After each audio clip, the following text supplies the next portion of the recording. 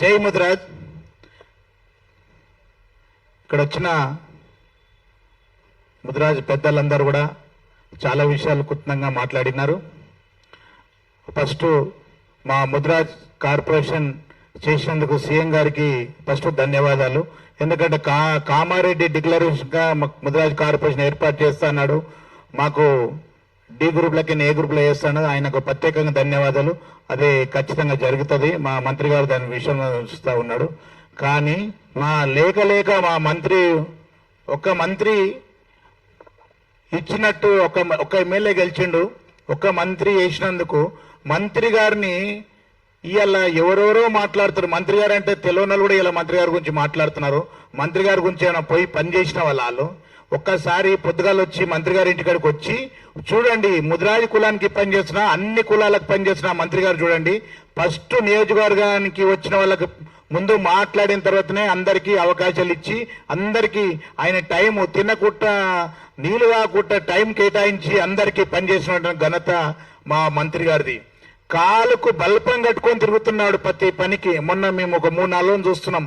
ఎక్కడెక్కడ ప్రోగ్రామ్స్ అన్ని కూడా అటెండ్ అయ్యి ప్రతి దానికి రాష్ట్రం అంతా తిరుగుతూ ఎక్కడ ఇన్ఛార్జ్ ఉన్నా అక్కడ ఎక్కడ వలిచినా ఆయన అన్ని రకాలు కూడా తిరిగి చేసినటువంటి మంత్రిని ఇట్లా అసలు చాతగానోడు పనికిరాను కూడా మాట్లాడుతూ ఉన్నాడు. అట్లా మాట్లాడే సమయం కాదు. దయచేసి ఎవరినన్నా మంత్రి గారు విమర్శించిండు వీళ్ళని అంటే వాళ్ళన్నా అర్థం ఉంటుంది దానికి. అసలు అన్ననోడు కూడా ఎందుకు విమర్శిస్తారో తెలుస్తుంది. మంత్రి గారిని విమర్శించే స్థాయే కాదు. దయచేసి ఎందుకంటే ఒక అందరు కలిసిపోతేనే ఒక కలిసికట్టు ఉంటుంది కాబట్టి దయచేసి చాలా మంది పెద్దలు అందరూ అన్ని కొత్తగా చెప్పారు, జీవుల గురించి చెప్పారు. గతం ఒక 20-30 ఏళ్ళ అనుభవం ఉన్న నాయకులందరూ ఇక్కడ స్టేజ్ మీద ఉన్నారు. ముదిరాజ్ సంఘం నుంచి నడిపించే వాళ్ళు ఉన్నారు. వాళ్ళకి అనుభవాలతో అన్ని చాలా మాటలు చెప్పారు. కాబట్టి దయచేసి ఒక మంత్రి మా కార్పొరేషన్ చైర్మన్ కానీ మా ఒక మంత్రి గారిని కానీ కొన్ని అవమానాలు పడతా ఉన్నారు. దయచేసి చర్చల మంత్రులు ఉండొచ్చు, ఎవరు ఉండొచ్చు, కానీ దయచేసి అవమానం చేయకండి. అందరు మా మంత్రి కూడా మేమందరం మంత్రి పక్కన ఉన్నాం. ఏదన్నా ముదిరాజుల పక్షాన ఏదైనా అనవసరంగా మాట్లాడితే ముదిరాజులందరూ ఐకమత్యమైతే ఏం జరుగుతుందో మీరు చూసుకోరుగా. మా ముదిరాజులు అనేటోళ్ళు తెలంగాణ స్టేట్ లో ఎన్ని వేల మంది ఉన్నామో చూసుకోండి. ప్రతిసారి మా సీఎం గారు ఒక గుడ్ మాట చెప్తా ఉంటాడు. ఎప్పుడు కూడా వాల్యుబుల్ మాట చెప్తాడు. ముదిరాజులు చాలా హైయెస్ట్ పాపులేషన్, ముదిరాజులే ఫస్ట్ అని చెప్తున్నాం. చాలా మంది మీడియాలో చెప్తున్నాం. మేము అంతవరకే పరిమితం అవుతా ఉన్నాం.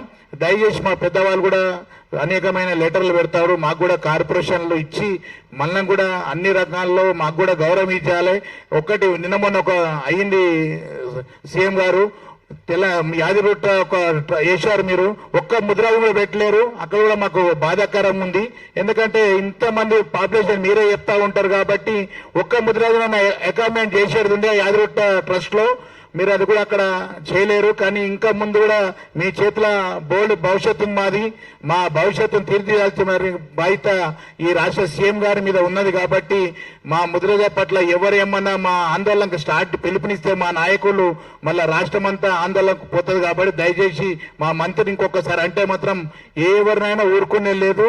ఈ సభ తరపు నుంచి హెచ్చరిస్తా ఉన్నాం. మా ముద్రాలు అందరూ సాక్షి ప్రకారం హెచ్చరిస్తా ఉన్నాం. ఈ అవకాశం అందరికీ పేరు ధన్యవాదాలు తెలియజేస్తా ఉన్నాను.